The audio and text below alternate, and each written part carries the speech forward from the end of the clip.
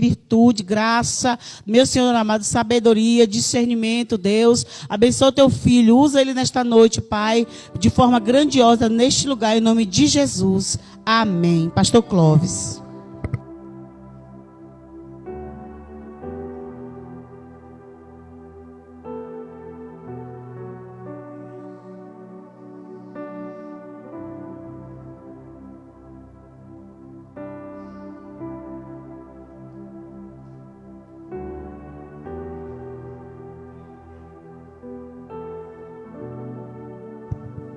Glória a Deus.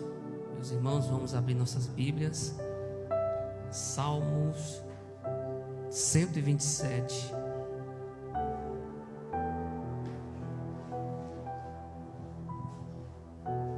Salmo 127.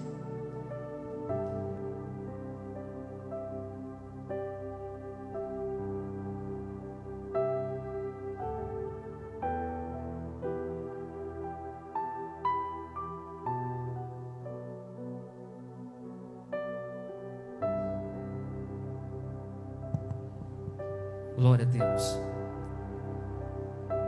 Salmo de número 127, a partir do verso 1, vai dizer assim: se o Senhor não edificar a casa, em vão trabalham os que a edificam.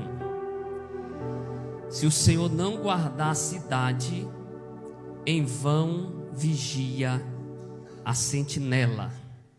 Glória a Deus. Somente até aí, em nome de Jesus. Se o Senhor não edificar a casa, em vão trabalham os que a edificam. Se o Senhor não guardar a cidade, em vão vigia a sentinela. Podem sentar, em nome de Jesus. Glória a Deus. Nós estamos encerrando nessa noite o nosso mês da família, nosso propósito pela família. E quando eu vou falar sobre família, ministrar sobre família, eu procuro ser o mais metódico possível, para que você possa entender muito bem, compreender muito bem aquilo que Deus ele quer falar conosco. O texto que nós lemos vai falar sobre edificar uma casa e vigiar uma cidade.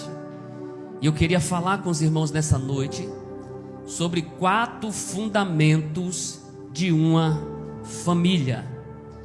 4 fundamentos de uma família. Uma família para ser família. Uma família para ser chamada de família. E para Deus olhar para ela e reconhecer ela verdadeiramente como uma família, ela precisa passar por esses 4 fundamentos. São fundamentos básicos para que uma família ela seja reconhecida como família. E o texto vai dizer que se o Senhor não edificar a cidade, em vão trabalham os que a edificam. O Senhor Jesus e Deus, Ele tem que ser a base da nossa família. Ele tem que ser a base da nossa casa. A nossa casa, ela precisa estar firmada e edificada sobre Deus. Quando eu falo sobre edificar, eu vou muito além do que construir. Construir, nós temos aqui irmãos, né? Pedreiro, o diácono Oleomar, o diácono Renilton não está aqui nessa noite por questão de saúde, mas eles sabem muito bem do que eu estou falando. Construir, levantar uma parede, você pode levantar de qualquer jeito, sem coluna, sem ferragem, sem nada. Mas quando a Bíblia está falando sobre edificar, a Bíblia está falando sobre dar uma estrutura para essa casa, para essa construção. Pedreiros constroem casas, mas o meu e o seu Deus constrói famílias. Ele é perito ele é especialista em construir, em edificar, em estruturar famílias. Então, o primeiro fundamento que não pode faltar no meio de uma família é a presença de Jesus Cristo de Nazaré, porque é Ele que vai trazer toda a base, é Ele que vai ser o sustento. Nos momentos que nós mais precisarmos, Ele vai estar ali sustentando a nossa casa, sustentando a nossa família. Agora imagina se não for Ele que estiver ali dando esse sustento, sendo esse alicerce. É por isso que muitas famílias têm quebrado. É por isso que muitas famílias têm sido desfeitas. Por quê? Porque está faltando o alicerce, está faltando essa base, está faltando Jesus Cristo de Nazaré. Mas permita te dizer uma verdade. Olha só que coisa séria isso. Preste atenção nisso aqui, ó. Existem famílias lá fora, existem famílias no mundo que elas estão mais estruturadas do que algumas famílias que vivem dentro da igreja. Existem mulheres lá fora que são mais sábias do que algumas mulheres que estão dentro da igreja. Existem homens lá fora que honram mais a sua família do que alguns homens que estão dentro da igreja. Alguma coisa está errado, porque não era para ser assim. Era para as famílias lá de fora olhar para nós e enxergar na nossa família um modelo, um espelho, um exemplo a ser seguido. Mas muitas das vezes, quando olham para as famílias que estão dentro das igrejas, elas estão vivendo mais em pé de guerra do que algumas famílias que estão lá fora. Eu digo isso porque eu conheço. Você também tem amigos, né? Nossas amizades não são só de irmãos da igreja, de evangélicos. Nós conhecemos pessoas lá fora. Eu conheço pessoas lá fora, homens que a gente chama de ímpio, né? Homens que não têm a presença de Deus, que não têm o Espírito Santo, mas são homens que honram com a sua casa, amam os seus filhos, cumprem o seu papel de esposo. De contrapartida, tem homens dentro da casa de Deus que envergonham a sua família, que envergonham os seus filhos, que envergonham a sua esposa, que os seus filhos olham para ele e não vê nele um exemplo a ser seguido dentro da igreja, dentro da casa do Senhor. Então alguma coisa está acontecendo de errado, e nós precisamos colocar as coisas no seu devido lugar. O primeiro fundamento se chama Deus, se chama Jesus. Você lembra daquele casamento em Canaã da Galileia? A Bíblia diz que foi convidado muita gente. As festas de casamento antigamente chegavam a durar uma semana inteira. Pense aí, uma semana de festa, comida, bebida à vontade. E se faltasse comida, se faltasse bebida, aquilo era uma vergonha para o casal que estava se casando e que havia convidado às vezes toda a cidade para participar da festa. Irmão, era fartura, era comida à vontade. Mas ali eu imagino que estavam os principais daquela cidade, estava ali aqueles que tinham influência naquela cidade. Mas aquele casal se lembrou: nós não podemos nos esquecer de convidar alguém para o nosso casamento. E quem é esse alguém? Esse alguém se chama Jesus Cristo de Nazaré. Se ele não vir, se ele não fazer parte, a festa não vai ser completa. Eles convidaram Jesus para fazer parte. O que aconteceu? Quando acabou o vinho, você sabe o que representa vinho na Bíblia? Vocês sabem o que representa vinho na Bíblia? Vinho na Bíblia significa alegria. Então é importante a gente convidar Jesus para o nosso casamento, para a nossa família, porque no momento que estiver acabando a alegria de conviver, a alegria de ser pai, a alegria de ser filho, a alegria de estar junto, a alegria de dormir na mesma cama, a alegria de compartilhar da mesma mesa. Quando estiver acabando, Jesus vai olhar para nós e vai dizer assim: não se preocupa, eu estou aqui, eu multiplico tudo de novo, eu faço tudo de novo, eu abençoo, eu renovo, eu trago alegria novamente para essa família, para este lar, porque o diabo não vai destruir, porque Jesus vai estar presente. Mas somos nós os responsáveis por convidar Jesus para o nosso relacionamento. Irmão, não existe esse negócio de alma gêmea, tá? Alma gêmea, profecia para casamento. Porque o seu, eu já vi muito isso, o seu está lá em São Paulo, o seu não sei o quê.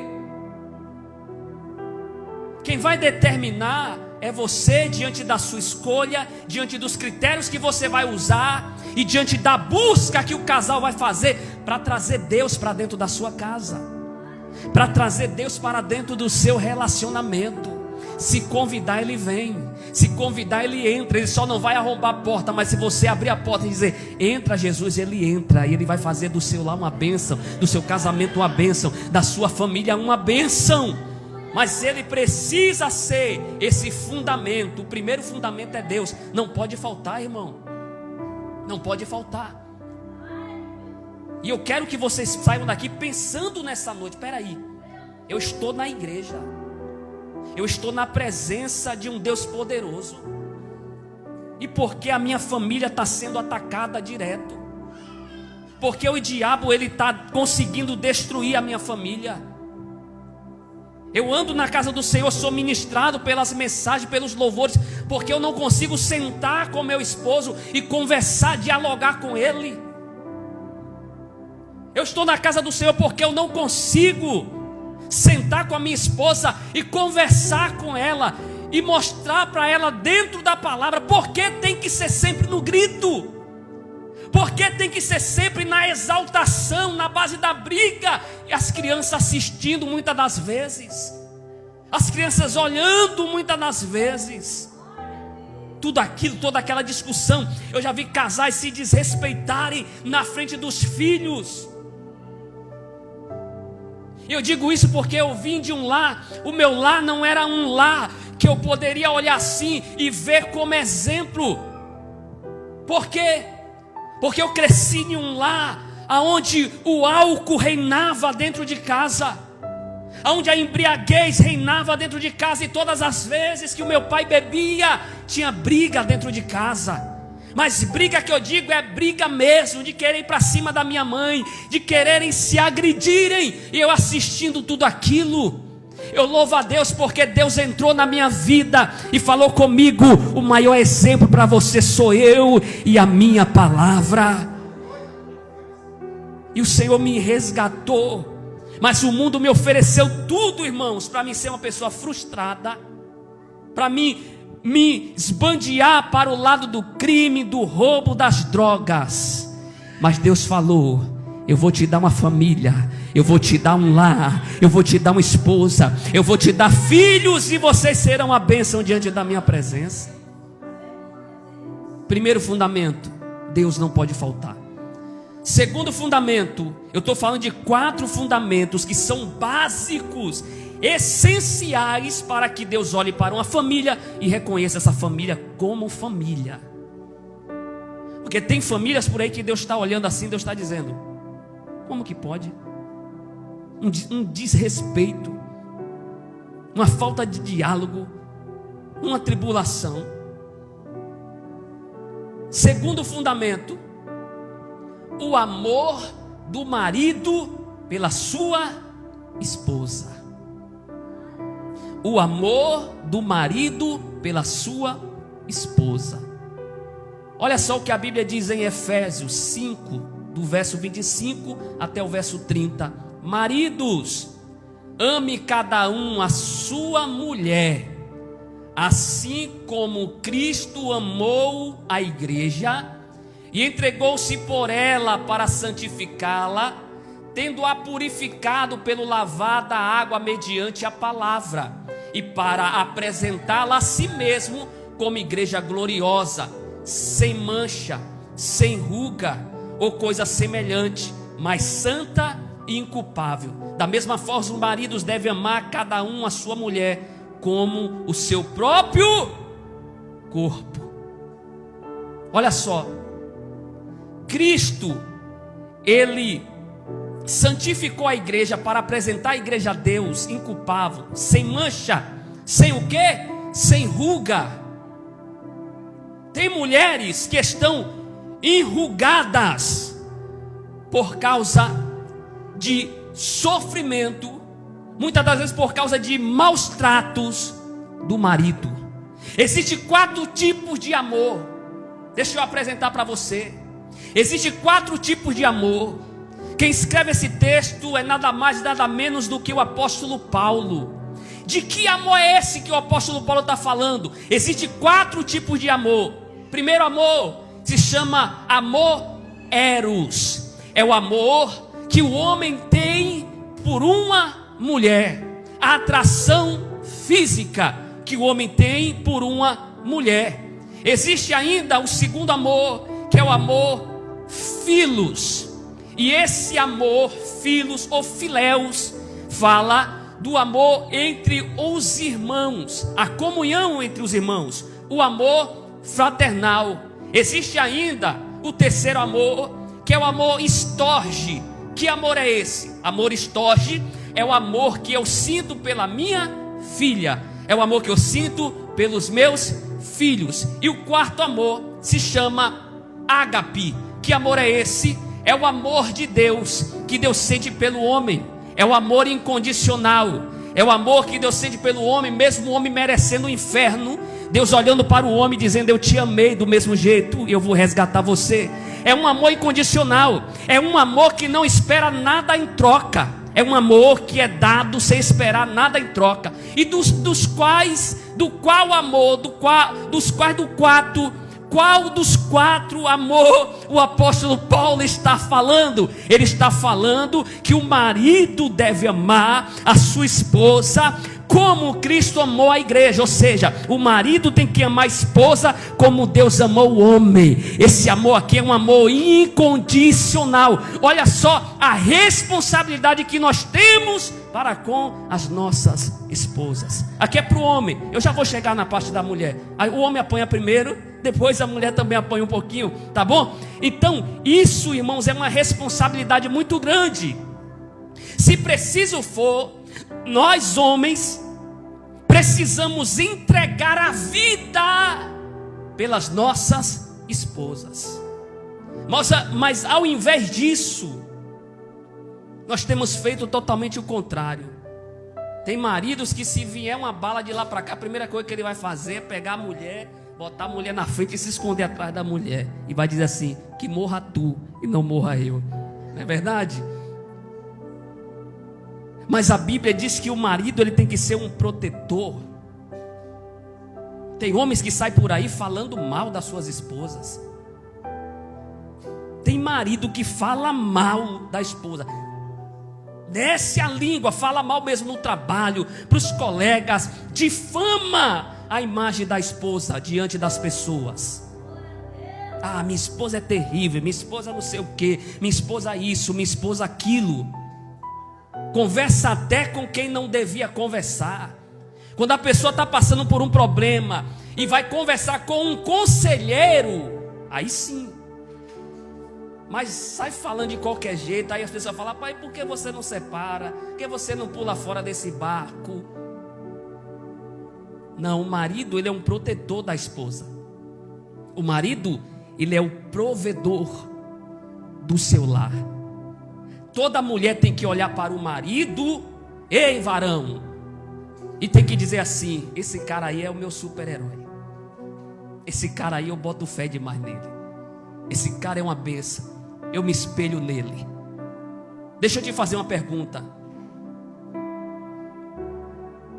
Quantas das vezes, né, eu sei que nós estamos em pequeno número aqui de homens, né? Tem mais mulher. Mas quantas das vezes o seu filho já chegou para você e pediu oração: pai, ora por mim. Pai, não estou bem, ora por mim. Os nossos filhos precisam olhar para nós, homens, e enxergar em nós alguém que é cheio do Espírito Santo de Deus. E dizer: pai, coloca a mão aqui na minha cabeça e ora por mim, porque eu sei que se o Senhor orar, se você orar, o Senhor vai ouvir a sua oração, porque eu reconheço a unção e a autoridade de Deus sobre a tua vida. Se os nossos filhos nunca pediram oração para nós, tem alguma coisa errada.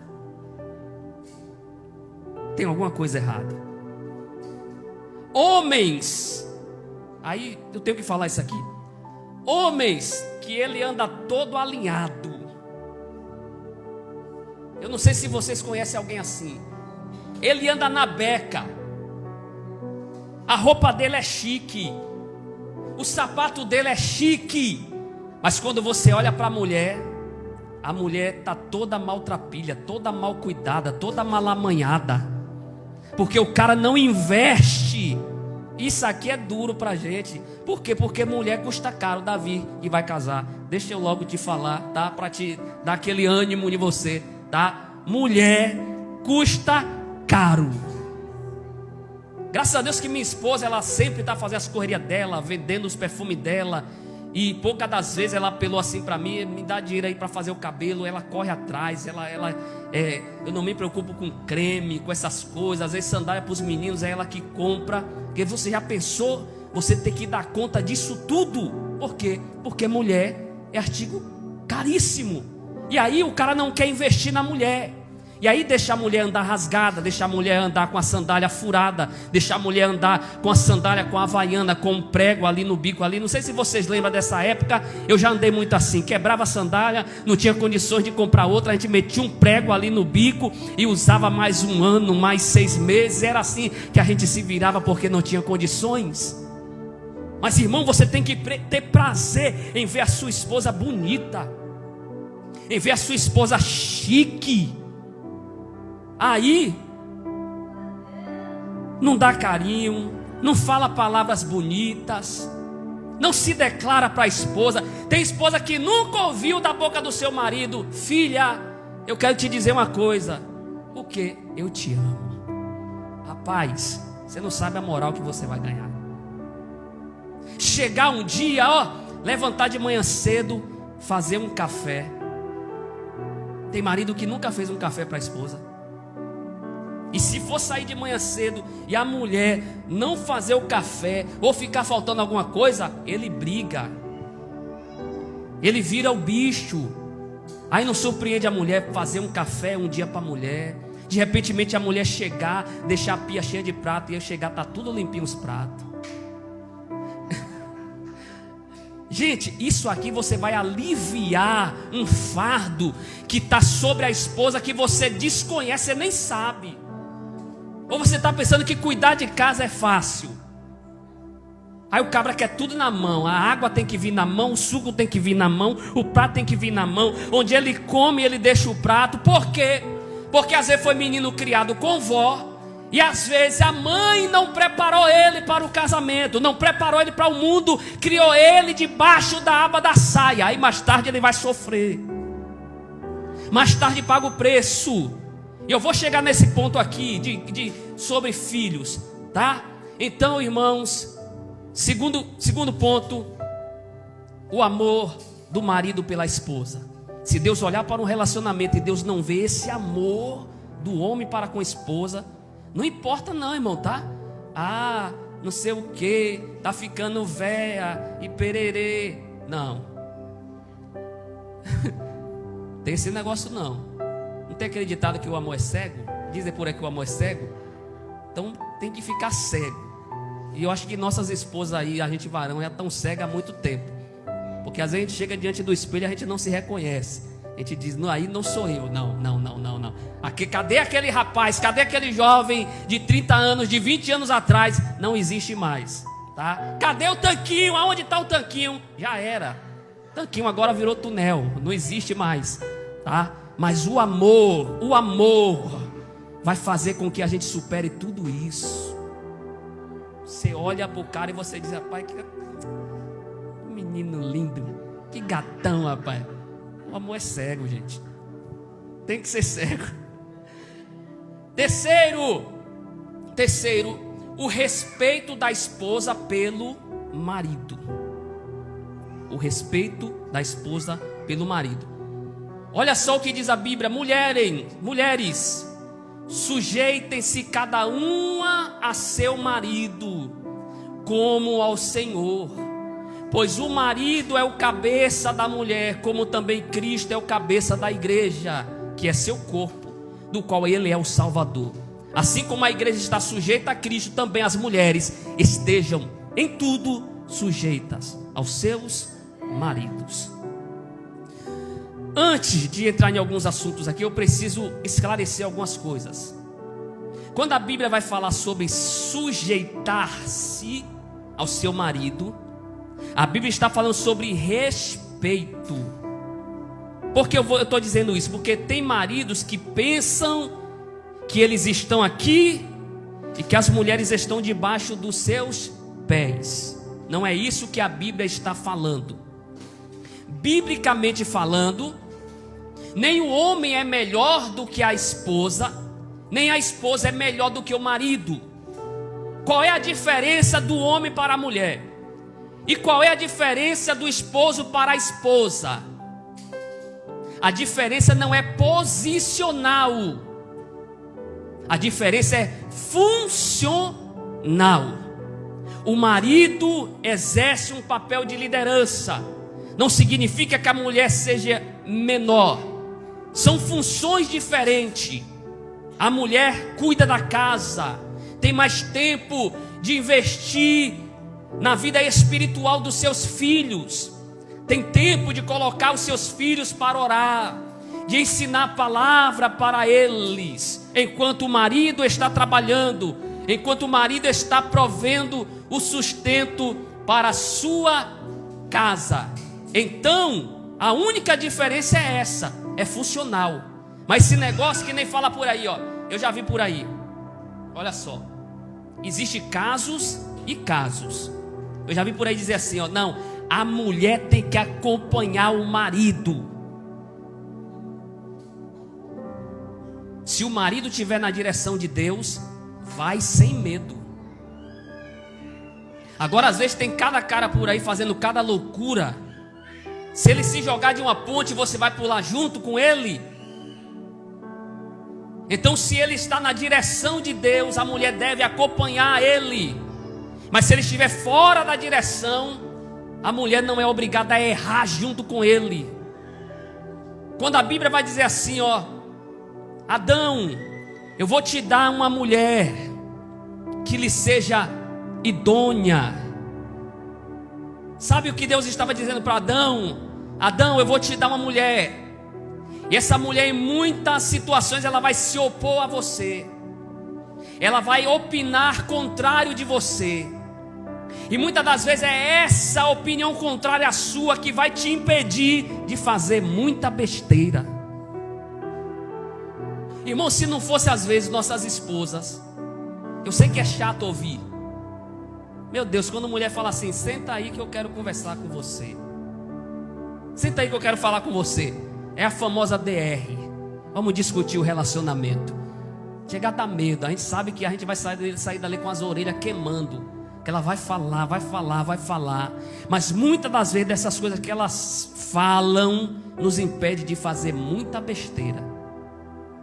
Tem um ditado por aí que diz assim, que por trás de todo grande homem existe uma grande mulher. Então quando você vê alguém, um obreiro bem-sucedido, um pastor bem-sucedido, um pastor bênção de Deus, um obreiro bênção de Deus, um ótimo pai de família, um ótimo pai, um ótimo exemplo para a sociedade, pode ter certeza que por trás dele existe alguém que muitas vezes não é nem enxergado e reconhecido. Existe uma grande mulher ali que está somando junto com ele. É por isso que a gente não deve andar em julgo desigual. E quando eu falo de julgo desigual, eu não falo só da cristã que se relaciona com ímpio. Eu falo muitas das vezes que existem casais que os dois se diz cristão, mas um está aqui e o outro está lá. Julgo desigual. Você sabe o que é um jugo? Os irmãos aqui conhecem, sabem o que é um jugo? Quando a Bíblia está falando jugo desigual, alguém aqui já viu um jugo? Tem alguém aqui que é da roça, assim, que é do interior, já andou em fazenda, já foi fazendeiro? Ninguém sabe o que é um jugo? Um jugo, irmãos, é um instrumento de madeira que coloca sobre os ombros do animal para eles puxarem o peso, a carga, ou arar a terra, preparar a terra para o plantio. Esses dois animais, eles deveriam possuir a mesma altura, porque se um fosse mais alto e outro fosse mais baixo, iria pender para um lado e um iria carregar mais peso do que o outro. Então é justamente isso. Quando o casal não está caminhando junto, quando o casal não está na mesma altura, no mesmo patamar espiritual, que acontece, sempre vai ter um que vai puxar uma carga a mais. E se algumas mulheres aqui pudessem dizer quanto tempo orando pelo marido?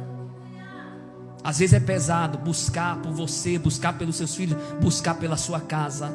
Mas a palavra de Deus nessa noite é: continua orando, porque Deus ainda faz milagre, Deus ainda salva, Deus ainda liberta. E se você perseverar, você poderá ver sim a salvação da sua casa e da sua família. Você poderá ver o seu esposo caminhando contigo, crente em Jesus, adorando e bendizendo o nome do Senhor.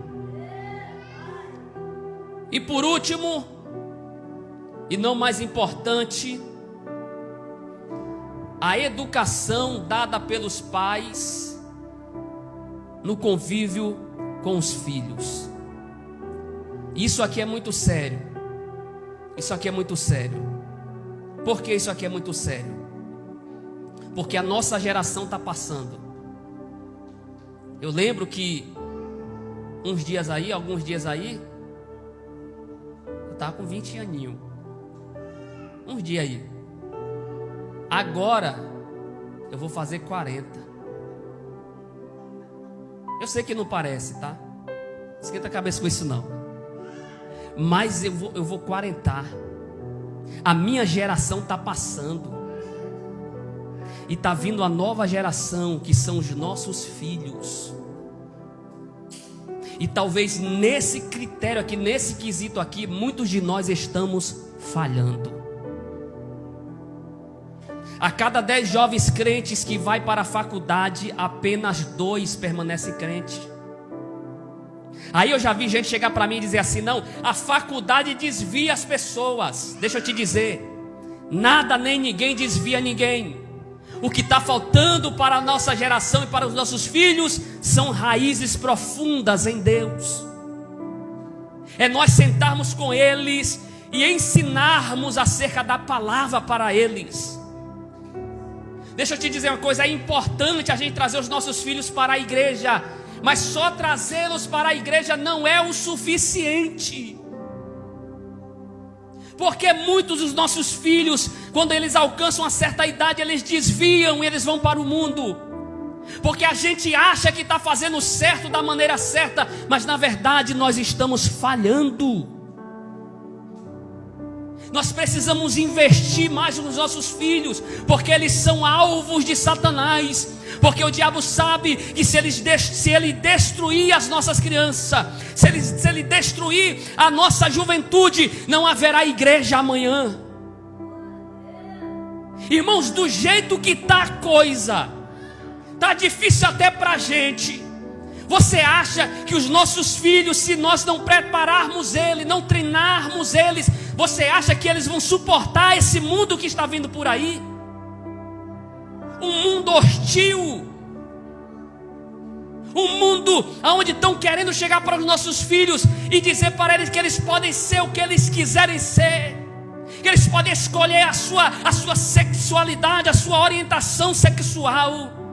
Outro dia na novela, eu não sei nem o nome daquela novela atribulada, eu vi no Facebook, fez o chá revelação. E a gente sabe que quando tem um chá revelação, ou sai uma fumaça rosa, ou sai uma fumaça azul. Ou é menino, ou é menina. Até então é assim. Mas de repente na novela, aquela novela lá, que tem a Mel Maia e tem o Cirilozinho, o Cirilo.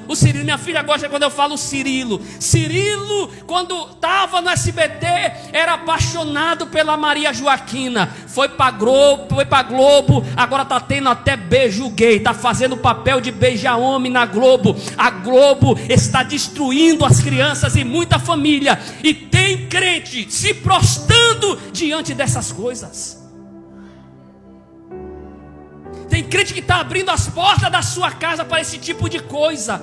Irmãos, eu não tenho nada a ver com a vida de ninguém, mas como pastor, eu preciso aconselhar a igreja. Se você é viciado nesse tipo de coisa, nesse tipo de novela, se você é viciado, se você se debruça diante disso, se prostra diante disso e vê isso como normal, eu quero te convidar a abrir mão disso. Eu quero te convidar a deixar Deus entrar na sua casa e não deixar essas coisas vir fazer parte da sua família. Aí está lá todo mundo esperando a fumaça rosa, uma fumaça azul, de repente está uma fumaça branca. Aí o Cirilo ficou assustado. Aí a menina ficou olhando para ele dando risada. Qual era a mensagem que a novela estava passando? Agora isso aí é coisa do passado, velho. Menino e menina é coisa do passado. Ele vai escolher o que ele vai ser. Querem confundir a mente das nossas crianças. E nós não estamos fazendo nada às vezes. Nós estamos de braço cruzado assistindo o sistema querendo invadir, destruir as nossas crianças, e nós não estamos fazendo nada. Porque nós achamos que estamos fazendo em somente trazer eles para a igreja. Mas quando chega em casa, isso aqui é só um momento. Chega em casa, volta tudo, é a mesma coisa, é a mesma programação. Ninguém se reúne para orar em família, esposa, os filhos não vê a esposa, a mulher orando, porque quando o filho olhar para a mãe e ver a mãe orando, ela vai dizer: olha, minha mãe é uma mulher de oração, eu também serei uma mulher de oração. Muitas das vezes as conversas nós não temos nem cuidado naquilo que a gente conversa. Muitas das vezes sai do culto chateado, a gente chega na frente dos nossos filhos, e eu digo isso porque quantas das vezes eu cometi esse erro? Sair chateado da igreja e começar a desabafar, e a Ana Paula me cutucar e falar: olha, tem alguém aqui do nosso lado. Porque eles vão ter a imagem que a gente passar para eles do que é a igreja.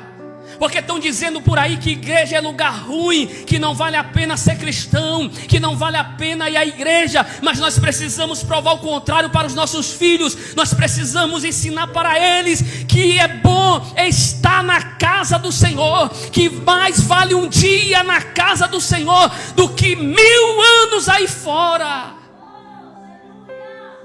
Precisamos ensinar os nossos filhos a desenvolver um bom relacionamento com Deus. Precisamos ensinar os nossos filhos a serem cheios do Espírito Santo de Deus, porque Deus enche criança também. Não tem idade para o Senhor encher. Ele encheu João Batista desde o ventre da sua mãe. Se Ele encheu João Batista no ventre, os nossos filhos também podem ser cheios do Espírito Santo.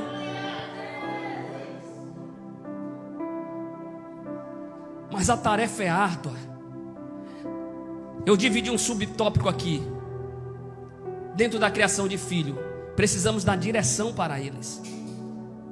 Olha o que o Salmo 127, verso 4 diz: como flechas na mão do guerreiro são os filhos nascidos na sua juventude. Como flecha, olha só, como flecha nas mãos do guerreiro. Quando um valente pega uma flecha, o que é que ele faz? Ele mira no alvo, ele direciona aquela flecha em uma direção. É isso que nós precisamos fazer com os nossos filhos: pegar eles como flecha e direcionar eles em uma direção. E a direção se chama, o alvo é Jesus Cristo de Nazaré. Dar direção para eles, mostrar o caminho para eles. Nós precisamos fazer a nossa parte, porque se amanhã eles escolherem outro caminho, você vai estar de consciência limpa, dizendo: não, eu ensinei. Os filhos de Samuel não seguiram o exemplo do pai. Samuel, homem de Deus, profeta de Deus, os filhos dele não seguiu o exemplo dele. Os filhos de Eli eram filhos de Belial, desviados, os filhos do sacerdote Eli. Deus corrige o sacerdote Eli por não ensinar os seus filhos. Mas você, mesmo os filhos de Samuel, não seguindo o exemplo do seu pai, você não vai ver Deus corrigindo Samuel, porque provavelmente Samuel ensinou o caminho para eles, mas eles escolheram o seu próprio caminho. Mas nós precisamos ensinar, nós precisamos mostrar para eles. Provérbios 22:6 ensina a criança no caminho que se deve andar, e ainda quando for velho, não se desviará dele. Ensina a criança no caminho que se deve andar. Não é ensina o caminho, é ensina no caminho. Por quê? Porque você vai estar também junto nesse caminho. Tem pais por aí que estão fumando e dizendo para os filhos: não fuma, que isso não é bom para você. Tem pais por aí que estão bebendo e estão dizendo para os filhos: não bebe, porque isso não é bom para você. Não estão ensinando no caminho, porque eles não estão no caminho. Palavras tocam, mas o exemplo arrasta. Precisamos ser verdadeiramente exemplos para a nossa casa e para a nossa família. E criar filho, irmãos, tem que haver investimento de tempo. Tem pai que pensa que é só dar comida. Ah, vou criar. Está aqui o feijão, está aqui o arroz, está aqui a roupa, está aqui isso, está aqui aquilo. Sim, e ensinar. E ensinar. Às vezes nós falhamos quando a gente não conhece a palavra, e pagamos um alto preço por isso. Eu sei que existem mães que, se conhecesse a palavra antes, teria investido no filho, teria pagado o preço por ele. Tudo bem, mas não conhecia. Não há o que cobrar, mas agora nós conhecemos. Agora nós conhecemos. Nós precisamos assumir esse compromisso e essa responsabilidade.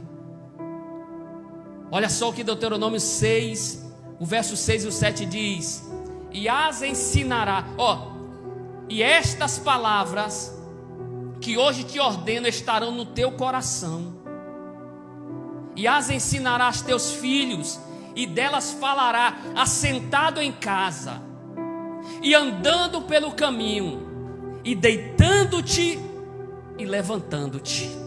Irmão, olha só, a palavra que está em nós, a Bíblia manda que nós venhamos ensinar, passar para os nossos filhos em casa, andando, quando estiver andando pelo caminho, conversando, falando de Deus para eles, ao deitar e também ao levantar. Aí, eu sou da época da historinha. Eu lembro que minha irmã pegava algumas historinhas, do lobo mau e não sei o que, e contava para a gente dormir. A gente está tão cansado, está tão agitado,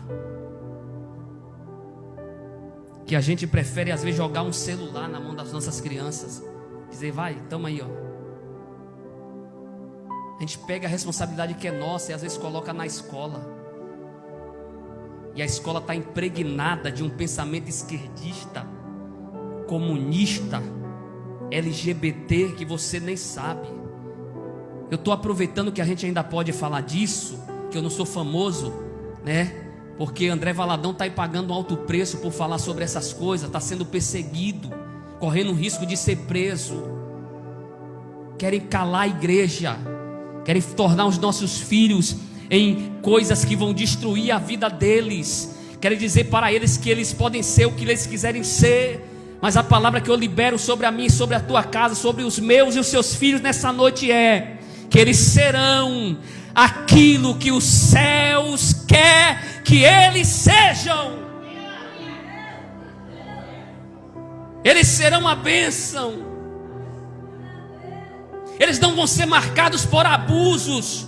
eles não vão ser marcados por violência, eles vão ser marcados pelo Espírito Santo de Deus sobre a vida deles, através da sua vida. Que Deus guarde a nossa casa, que Deus guarde os nossos filhos, que Deus guarde o nosso casamento, o nosso relacionamento. Fica de pé comigo em nome de Jesus. Aleluia.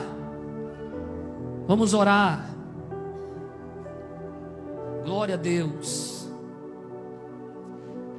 Vamos orar.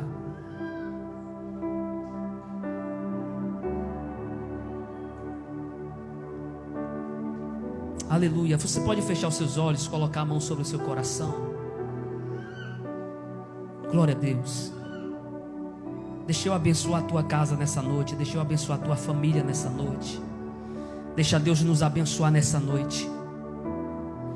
Bendito Deus eterno Pai, nós queremos, ó Deus, te render graças, Senhor amado. Obrigado, meu Deus, por esse mês da família, Senhor. Obrigado, Deus, por cada um dos teus filhos, Senhor, que esteve firme nesse propósito. Ó Deus, que não desistiu, Senhor, mas esteve aqui, Senhor, buscando pela sua casa, pelos seus filhos, pelo seu esposo, pela sua esposa. Ó Deus querido, em nome de Jesus, nós queremos, meu Senhor, nesta noite, Senhor, colocar mais uma vez a nossa família, Senhor, nas tuas mãos, nos seus cuidados, Pai. Deus, guarda a nossa casa, guarda a nossa família, guarda os nossos filhos, Senhor. Livra, Senhor, de todo mal, de todo abuso, de toda violência. Deus, em nome de Jesus, dê sabedoria, Senhor, para os homens. Dê sabedoria, Senhor, para as mulheres, meu Senhor da glória. Ó Deus, que toda investida, que todo projeto do inferno, meu Senhor, contra os lares, contra as famílias, Senhor, venha cair por terra, em nome de Jesus, Senhor. Que aonde, Deus, o inimigo colocou frieza, que aonde o inimigo colocou contenda, dissensão, divisão, que o Senhor traga paz, que o Senhor traga harmonia, que o Senhor traga o diálogo, meu Senhor, que o Senhor traga o entendimento, que o Senhor traga, meu Deus, a comunhão, meu Senhor da glória. Deus, em nome de Jesus, nós queremos profetizar nessa noite que as nossas famílias não serão destruídas, não serão devastadas, meu Senhor, mas elas irão permanecer de pé, Senhor amado. Deus, quebra todo o coração de pedra, todo o coração duro, Senhor. Tira, meu Deus, toda a incredulidade, Senhor amado.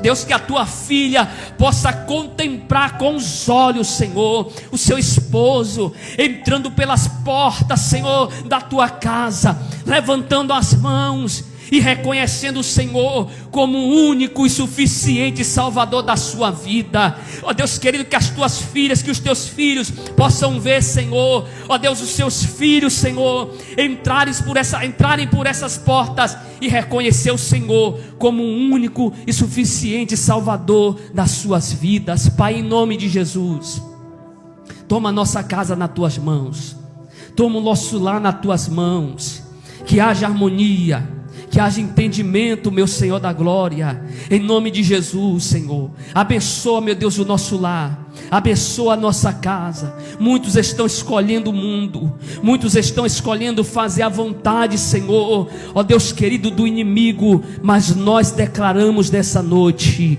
eu e a minha casa serviremos ao Senhor. Eu e a minha casa serviremos ao Senhor. Ó Deus querido, nós te louvamos nessa noite, nós te agradecemos por tudo, em nome do Senhor Jesus. Amém e amém. Glória a Deus. Deixa eu só dar um fim aqui.